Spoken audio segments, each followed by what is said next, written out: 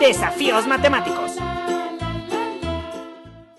Buen día, este es el resumen de las actividades Aprende en Casa del 3 de febrero para quinto grado. Comenzamos con geografía. El tema es las ciudades más pobladas de cada continente. Distinguirá las ciudades más pobladas de cada continente y realizarás un ejercicio de localización con ayuda de mapas.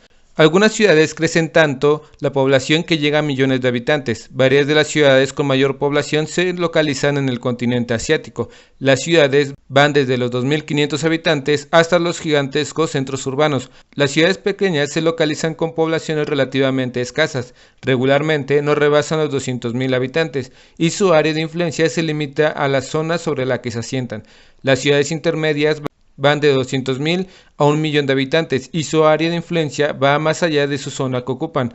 Las ciudades grandes rebasan el 1.000.000 de habitantes. Las grandes ciudades tienen más de 1.000.000 de habitantes y su área de influencia llega a amplias regiones del territorio nacional o a la totalidad de este. Y las megaciudades regularmente tienen más de 5 millones de habitantes y su influencia puede sentirse en varios países.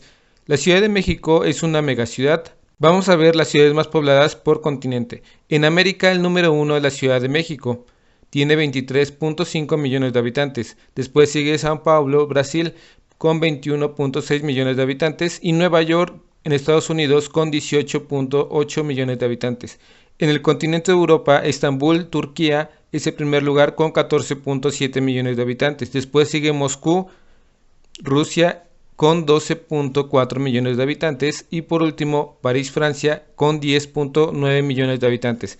En Asia, el número 1 es Tokio, Japón, con 37.4 millones de habitantes. Tokio es la ciudad con mayor población en el mundo y se ha conurbado con otras ciudades como Yokohama o Kawasaki. Después sigue Nueva Delhi, India, con 28.5 millones de habitantes y Shanghái, China, con 25.5 millones de habitantes. Tokio tiene el mayor número de universidades en el mundo y es considerada la ciudad más segura del mundo. En África, el número 1 es el Cairo, Egipto, con 20 millones de habitantes. Después sigue Lagos, Nigeria, con 13.4 millones de habitantes y Kinshasa, República Democrática del Congo, con 13.1 millones de habitantes. Y finalmente en Oceanía, el número 1 es Sydney, Australia, con 4.7 millones de habitantes. Melbourne, Australia, con 4.7 millones de habitantes. Brisbane, con 23 millones de habitantes. Las tres ciudades con mayor población en todo el mundo se encuentran en Asia. Es sencillo los ejercicios de localización que haremos enseguida. Los puedes realizar en el planisferio de la página 194 de tu libro de geografía. Recuerda que la latitud es la coordenada que nos permite ubicar el punto de la superficie terrestre hacia el norte y sur del Ecuador. Por otra parte, la longitud nos permite ubicar ese punto entre el este u oeste del meridiano de Greenwich. Eso quiere decir que si se localiza la Ciudad de México, cuyas coordenadas son 19 latitud y 99 longitud este, te debes de mover 19 hacia el norte a partir del Ecuador y 99 hacia el este desde el meridiano de Greenwich. Y donde estas líneas imaginarias se cruzan, se ubica la Ciudad de México. Ahora localizaremos Tokio. Nos muestran a México en el globo terráqueo y podemos ubicarlo gracias a la latitud y longitud. Ahora ubicaremos a Tokio. El reto de hoy es el siguiente. Te propongo que realices un ejercicio de localización de dos de estas ciudades. Para ello necesitarás conocer su latitud y longitud. En la siguiente tabla tienes las coordenadas geográficas de la Ciudad de México y Tokio, dos de las ciudades más pobladas del mundo. Seguimos con matemáticas. El tema es el área del romboide y la herencia. Deducirás formalmente la fórmula para calcular el área del romboide mediante su transformación en rectángulos. Doña Marce quiere heredar el terreno de mayor área a Carlos, de menor área a Claudia y el otro terreno a Sandra. Los tres terrenos son los que están en esta imagen. Los romboides tienen las siguientes características.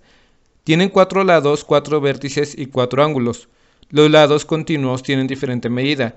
Tienen dos partes de lado opuestos, iguales y paralelos entre sí. Tienen dos ángulos agudos y dos obtusos. Los ángulos continuos son diferentes y suman 180 grados. La suma de los ángulos interiores es igual a 360. Tienen diagonales que no son perpendiculares.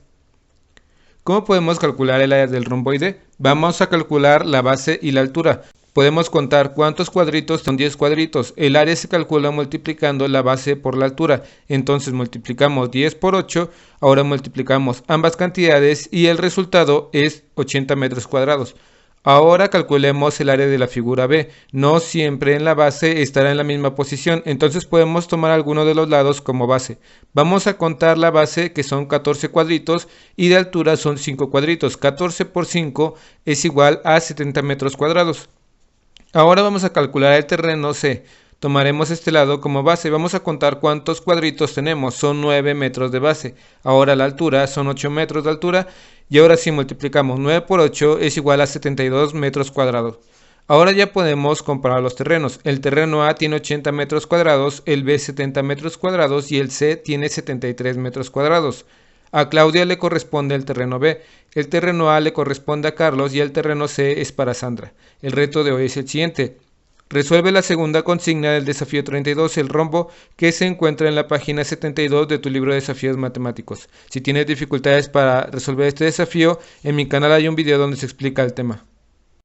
Seguimos con formación. El tema es diferencias de poder entre personas y grupos. Identificarás las diferencias de poder entre personas y grupos que pueden generar desigualdad. Por eso, en la medida de lo posible, hay que saber identificar la discriminación para prevenirla y evitar graves consecuencias para la vida de las personas. En la página 69 podemos ver el siguiente texto. Todas las personas y culturas son iguales de dignidad y derechos. La interculturalidad es la manera de relacionarse integrando a todos sin discriminación alguna. Debemos tener puentes y caminos, no construir obstáculos entre nosotros. En esta imagen podemos ver dos amigos saludándose, lo que permite que exista amistad, apoyo y respeto. ¿Qué opinan de las siguientes imágenes? Están muy enojados, se están empujando y parece que hay violencia.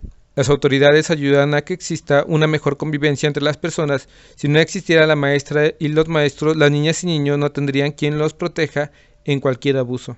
Dentro del hogar, nuestro papá y mamá tienen el poder al ser la autoridad para nosotros. Hay que aprender a distinguir cuando hay realmente un maltrato o abuso. Yo conozco la autoridad, la policía, los maestros y los papás. Las autoridades deben ayudarte y tratarte bien. En el video dice que todos hemos ejercido o han ejercido poder sobre nosotros. Un ejemplo puede ser el poder cuando un hermano mayor le pide al hermano más pequeño que traiga la comida a la cama. Es bueno darse cuenta que no solo en las jerarquías existe un abuso, el poder, sino en cualquier relación donde se aproveche de su función, posición o condición, en este caso porque es hermano mayor. Veamos la siguiente historia. Él hizo un examen para conseguir un aumento, se esforzó mucho y cumplió con todos los requisitos, pero su jefe eligió a alguien más porque daba mejor imagen a la empresa. El gerente de la empresa se aprovecha de su cargo y abusa de su poder, lo cual es injusto y además discriminatorio. En Cananea los obreros se fueron a huelga de manera pacífica, donde querían mejores condiciones. Después de hacer una marcha pacífica, los recibieron a balazos, por lo que murieron algunos y tuvieron que regresar a sus injustas actividades. Los trabajadores han vivido situaciones difíciles, pero también han luchado por el reconocimiento de sus derechos para expresar sus necesidades. En esta historia vimos autoridades que ejercieron mal su poder, como el dueño de la minera, el ejército y el presidente. Todos en algún momento ejercemos poder y podríamos sufrir algún abuso de poder. Por ello es importante estar muy atentos a la forma en la que nos relacionamos con los demás y siempre tener en cuenta nuestros derechos humanos y de los demás. Seguimos con lengua materna. El tema es un cuadro muy sinóptico. En la clase de hoy conocerás los elementos, las funciones y las características de los cuadros sinópticos. Vamos a leer el texto del cambio climático. El cambio climático es el conjunto de cambios en el planeta. Aumento en la temperatura global de la atmósfera y los océanos, derretimiento de los glaciares, aumento del nivel del mar, incremento de la intensidad y frecuencia de tormentas y huracanes, sequías. Los impactos en el cambio climático pueden afectar nuestras vidas. Se muestran los efectos que tiene el cambio climático. En algunos casos, las ideas secundarias complementan la información. El título sería el siguiente.